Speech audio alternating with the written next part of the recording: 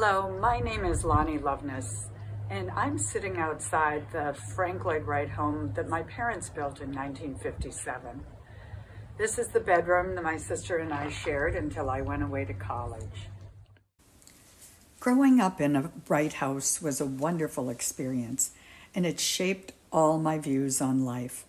But how that came to be is really a story about my parents, Don and Virginia Lovness, a couple of dreamers who made their vision a reality. Sent away by her mother during the Depression, Virginia was raised by an aunt and uncle in St. Paul. She went on to earn high school and college degrees through art scholarships, then studied business just after World War II. She was independent and driven in spite of being only 5'2" and 100 pounds. My father, Don, was born and raised in St. Paul and earned Navy wings in World War II. He went on to work at 3M as a chemical engineer, but he also had some interesting hobbies. After boxing in Golden Gloves tourneys and during the war, he became a good friend and regular sparring partner with Elmer, Kid Violent Ray, one of the top heavyweight contenders of the post-war years. At 6'4", Don was brawny, but he had brains to match. They were married in 1948, and there was a height difference of over a foot, but also a synergy that through the years would see the two of them build landmark homes and a fascinating life among architects. As newlyweds, they would travel around the Midwest to visit Frank Lloyd Wright buildings, and when they bought a modest walkout basement on White Bear Lake, they had dreams of turning it into something special.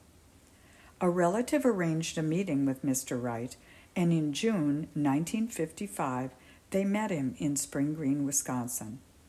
On arrival, they were overwhelmed by the beauty of Taliesin.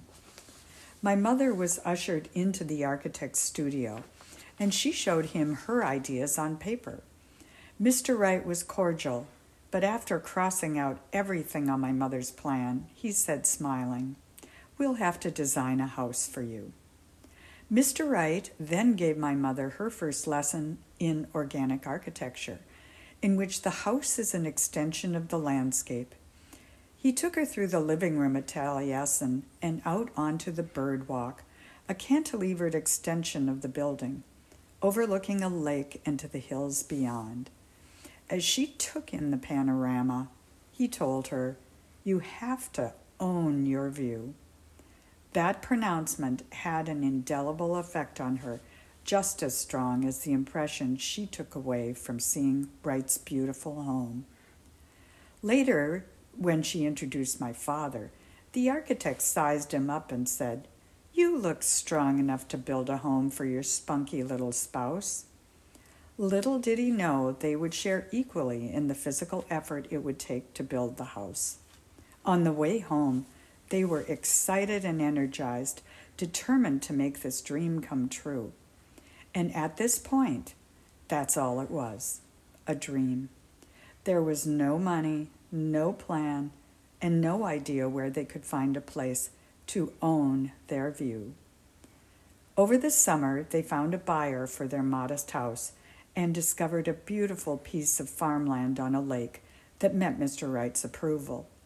Plans were drawn over the winter, and by early spring 1956, they embarked on the adventure of a lifetime, building a Frank Lloyd Wright house